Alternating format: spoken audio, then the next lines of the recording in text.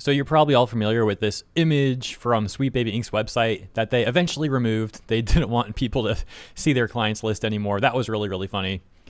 But on that list, before it was removed, it included Avalanche Studios Group. Right there in the center left, you can see Avalanche Studios Group. And now would you take a look at that? Published just yesterday, PC Gamer says 2 months after halting work on its latest project, Just Cause developer Avalanche is closing its Liverpool studio and laying off employees in Malmo and Stockholm. I think the only game I've played from Avalanche is Just Cause 3, but it was a pretty fun game. I did enjoy that one. But I don't know why they'd ever work with SBI. Now, of course, I'm not blaming SBI entirely for Avalanche having these layoffs and closing down these studios.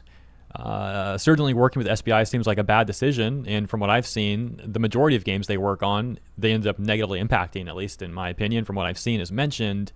And while I'm not going to fully blame SBI for this news about Avalanche, it does point to managerial issues at Avalanche, because like, why would they even want to work with SBI ever at all? Sure enough, they did just that, and now here we are. Like so many studios who have worked with SBI, they're now going through layoffs.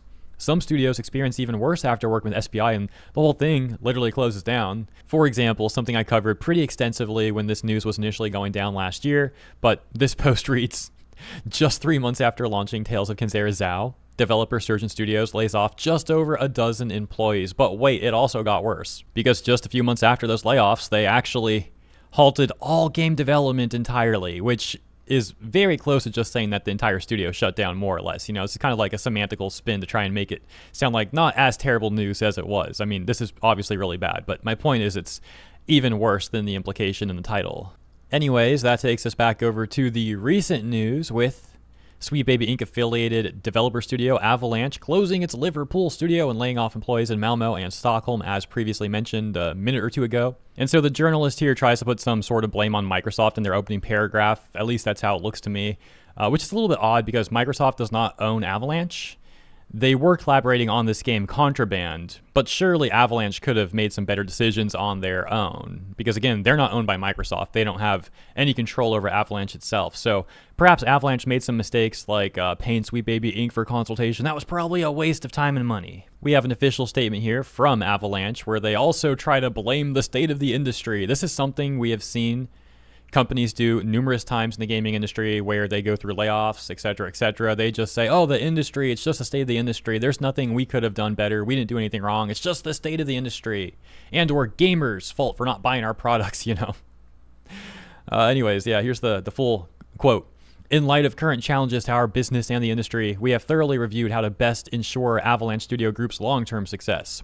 This review has led us to the difficult conclusion that we must make changes to our staffing and locations. As a result, we are proposing to close our Liverpool studio and to initiate a collective consultation process as required by UK law. This will impact all Avalanchers in Liverpool. The changes will also impact our other studio locations in Malmo and Stockholm, where we'll reduce our workforce and restructure the teams to address our game's needs. This will be Avalanche's third studio closure in just over a year. In June 2024, Avalanche closed its offices in Montreal and New York, putting roughly 50 people out of work.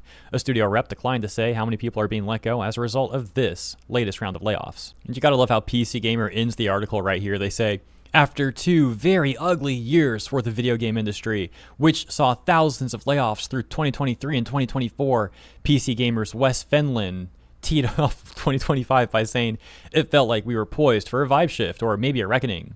Instead, it's been largely more of the same.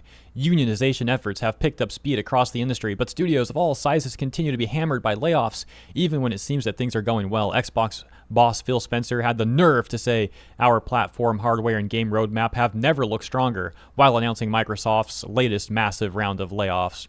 They're still 3 months later in 2025, but at this point, I'm just hoping for better things in 2026. For now, Avalanche said that despite these changes, we remain deeply committed to providing amazing games to our passionate player communities. Now, Avalanche aside, like in general, most of these layoffs are coming from the AAA industry. So now talking about AAA as a whole here. And as you guys all know, AAA has become such a terrible industry filled with a bunch of scumbags who try to prey on players with very, very predatory monetization practices, and many of them also trying to interject their own personal political beliefs into games and then trying to use those games as a vehicle to propagandize their beliefs onto players. Just absolute scumbaggery. in various ways, and now they're all finding out.